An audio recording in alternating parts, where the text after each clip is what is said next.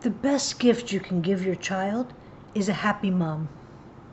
That is so true and so hard, almost impossible. I mean, your child wants you 24/7. It feels like it. And you have to be on call at least 24/7, at least from the time they're born, right? And then as they get older, and especially when they're teenagers, I mean, it doesn't really stop until they leave the house, and even then, they want a happy mom. So what do you do about that? How can you be happy when the weight of the world is on your shoulders? And what's that weight? Well, it starts with the newborn baby. I'm tired. How do I give this child love and patience when I'm tired? That's the weight of the world. How do I stay calm when my baby's crying? That's the weight of the world. My baby just got a cold. She can't even breathe. How do I use this little nasal thing? What? That's the weight of the world, right? And it starts when they're little, and we have to keep them dry, and we have to keep them fed, and we have to keep them comfortable, and we have to keep. That's the weight of the world. It was hard enough before the baby was born, just taking care of ourselves, right?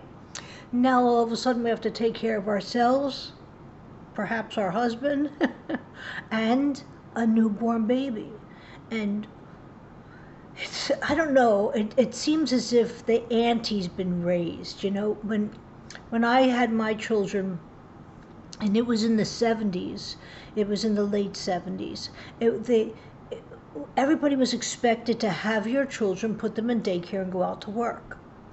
But I started learning on how to have children and how to raise children before the age of 5 when I was 16 years old. So when I started to learn this, I knew right away that I was going to be staying home with my children for the first 5 years. It was a no-brainer, because the first 5 years of life is when you help them develop all their morals, their values, their personalities, their syntaxes that come together. Then I wanted to be that influence on my child, because nobody else could do it with the love that I would have, right? The problem is, the world was changing rapidly, and we needed 2 incomes in order to raise our children and to feed them. The world just shifted. Before the 60s, this is very important, before this women's movement came in and took over, it was usually a 1 family income. And the mothers, unless it was wartime, stayed at home and they raised their children. The children came home from school, the mother was there, the dinner was made, the clothes were done, the children went to sleep, the mother was able to put the house back to order again, and then even maybe read a book and put her feet up at the end of the day. But that's not what it's turned out to today. Today, in many, many families, the mothers have to give birth to the children, raise the children, find daycare for the children so they can go back to work, so somebody else can raise their child, so that they can provide for the child that they wanted to have, and yet the career that they wanted to have. And you know what? Women having it all sometimes turns out that they have nothing.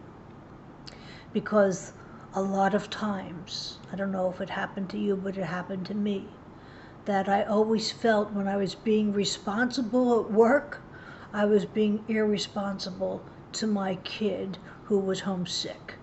And if I was homesick with my kid, I was being irresponsible to work. Then it gets really scary, because if you're irresponsible to work, then they're going to fire you. And if they fire you, you can't pay for your rent or your mortgage. And if you can't pay for your rent or your mortgage, you're homeless. So in essence, to take care of your children, you have to be irresponsible to them, to go to work, to leave them. That's the weight of the world. It gets really crazy. So the question in the beginning of the video was, how do we give our children the gift of a happy mom when the weight of the world is on our shoulders? A few ways. Number one, what I did was I gave the weight of the world to God. I said, God, I can't do this alone. You gave me these beautiful, beautiful children. I can't do this alone. I need your help. And I'm going to need your help in every decision that I make and in every path that I take. And when I'm awake and I have no patience, I'm going to need your help then. And I'm going to need your help when I send the children off to school and to play and I can't see them. I'm going to have to take the weight of the world off of my shoulders and give it to you. And then what do? I do the next right thing. That helps me smile to know that I'm not alone. Now, if you don't believe that there is somebody, that some entity that's a higher power than you after you gave birth, I don't know, I find that hard to believe that any woman could give birth and not realize that there's a God. I get how men might have a hard time coming to believe, and they would have to practice or learn how to believe. But once a woman gives birth, we learn that we're creators with the Creator, and we can contact Him. We can. It can happen. And what I found, all I have to do is say, God, help me. Please, help me. And I think that's a really, really holy prayer. I think it's a really deep prayer. Say, God, help me so that I can help others. That's a really deep prayer. I used to pray that all the time. Help me so I could help others. So where am I now? I'm Bubbie. These are the Bubbie Pins. And I try and post them every day so that I could help you. Because He helped me, right? Happiness, Abraham Lincoln said, is a choice. We can choose to be happy. And you could say, well, what if I'm not? Choose to be. So what's the first thing you do? Smile, right? Smile though your heart is breaking. Smile even though it's aching. When there are clouds in the sky, we'll get by, right? If you smile through your tears and sorrow, smile and maybe tomorrow you'll see the sun come shining through for you. I didn't plan on singing in this video, so we'll just stop that right there. But sometimes it's just a smile. Now I can tell you that if your emotions are sad, motion changes emotion. So force yourself up.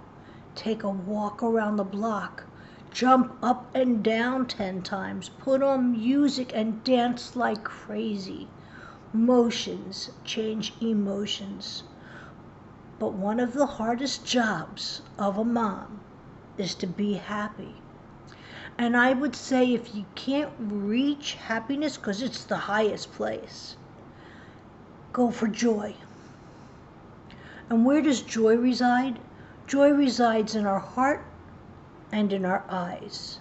So when you pick up your child, when you see your child, when your child is a baby, when your child's in their, when they're 5, when they're teenagers, they can look at your eyes and they can tell how you feel. So bring it to your eyes. Bring it to your eyes. Not this. Not this. This. I wish you all happiness. I wish you all joy. And that's your Bubbie Pin for today. I will put another one out really, really shortly. But if you know someone who's struggling with the joys of motherhood, please share this with them. Give me a thumbs up if you like it. It's a different one. And subscribe to my channel. Catch you tomorrow.